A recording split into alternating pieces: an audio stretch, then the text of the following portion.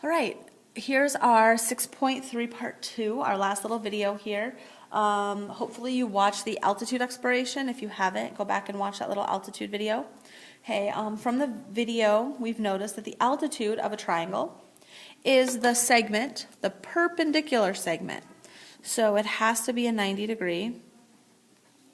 90 degree is the perpendicular segment from a vertex to the opposite side or to the line that contains the opposite side.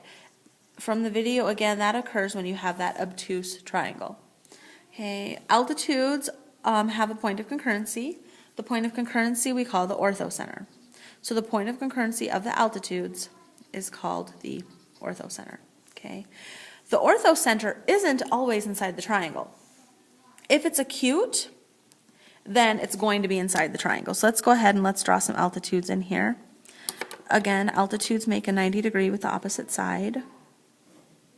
Here's a 90. Okay. And then we'll do this one. I'm just switching colors so we can keep them separate. And then there's that one, makes a 90. And then here.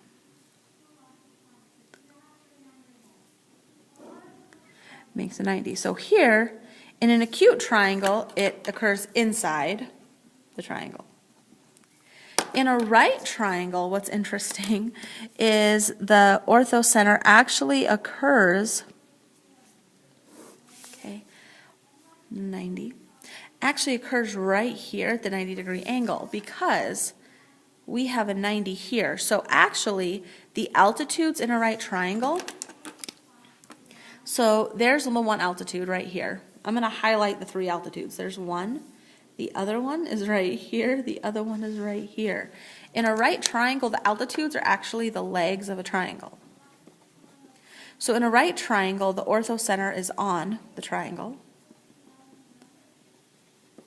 And two of the altitudes are the legs.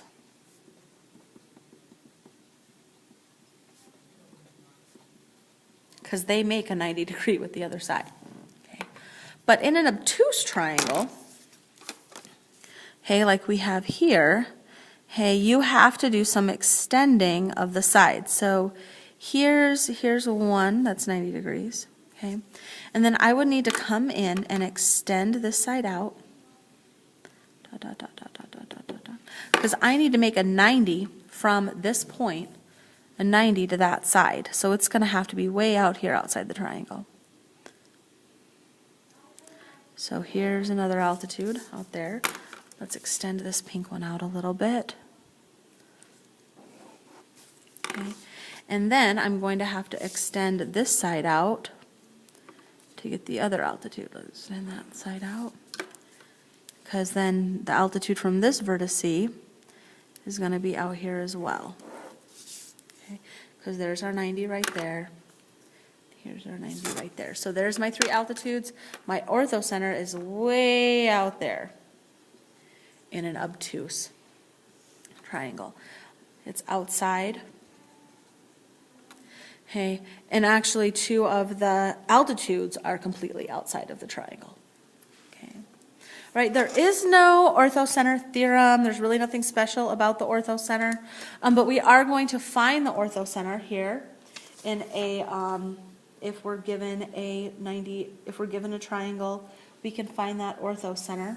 Okay, so I'm going to put, if we look at our points, we have -5, -1, 2, -4. So I don't think we need to go very far in the positive direction. This is mainly happening negative, so I'm going to put my axes over here. Oh no, we'll put this one right here. Hopefully we'll have room for it. Okay, so we want to find the coordinates of the orthocenter. So first let's plot our points. So the point -5, 1, 2, 3, 4, 5, -1. -2, 1, 2, 3, 4.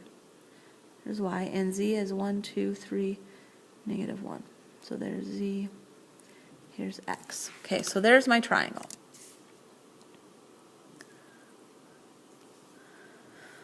All right, so we want the orthocenter. So we want perpendiculars.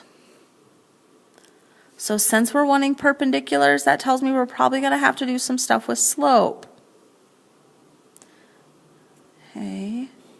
But what's nice is this is a horizontal. So the perpendicular is going to be the vertical. So this one we can draw in actually pretty nice since this one. So let's go ahead and we're going to look at this horizontal right here.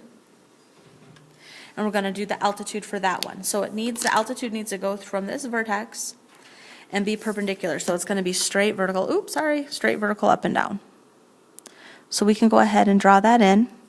So here's the one altitude. It makes that 90 there. So that orange altitude has the equation. I'm going to get the equation for that orange altitude.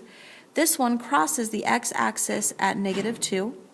So the equation for that one, it crosses the x-axis at -2. So there's the equation. X equals -2 is the equation of this line right here.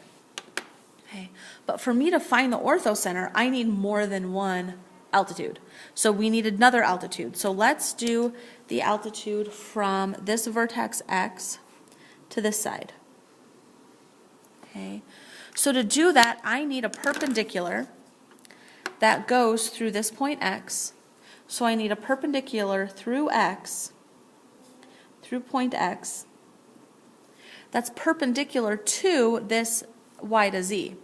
So if I want to be perpendicular to this, I'm going to have to find the slope. So let's find the slope of the line that goes from y to z. The slope of y to z, it goes what? Down 1, 2, 3, 4, 5 over 1, 2, 3, 4, 5. It goes down 5 over 5. So the slope of that is going to be -1. So then we need to do the negative reciprocal,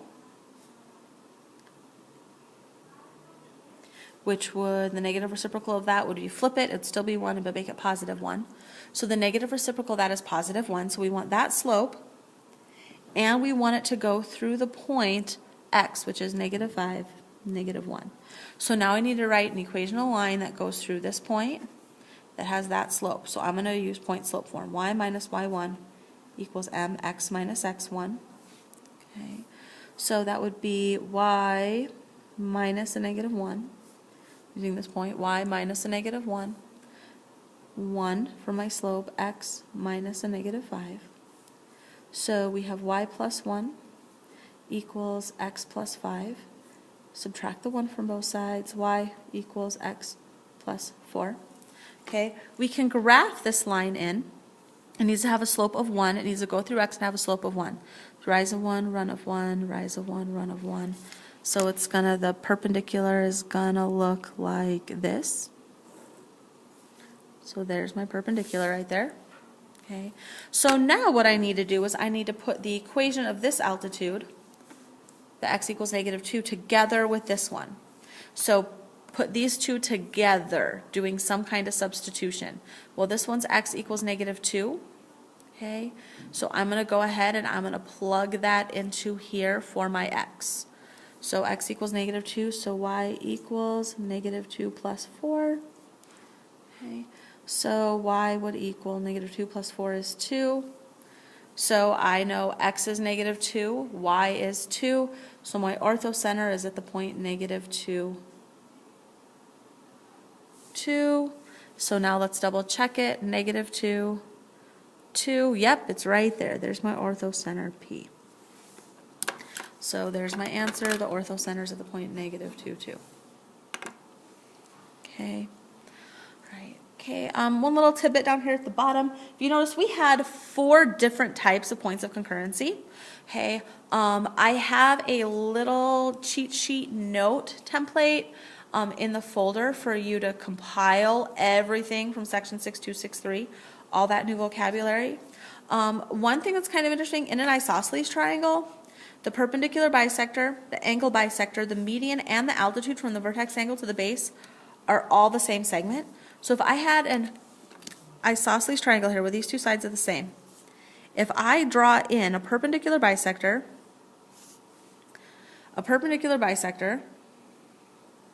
this perpendicular bisector here, this guy right here, is also the angle bisector.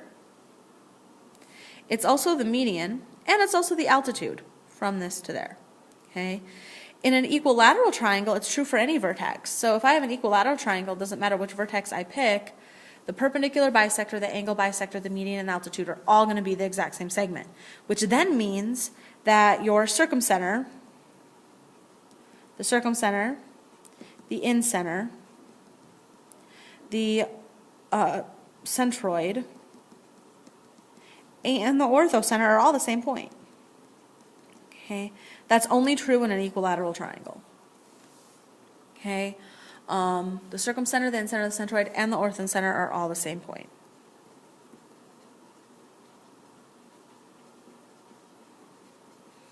Okay.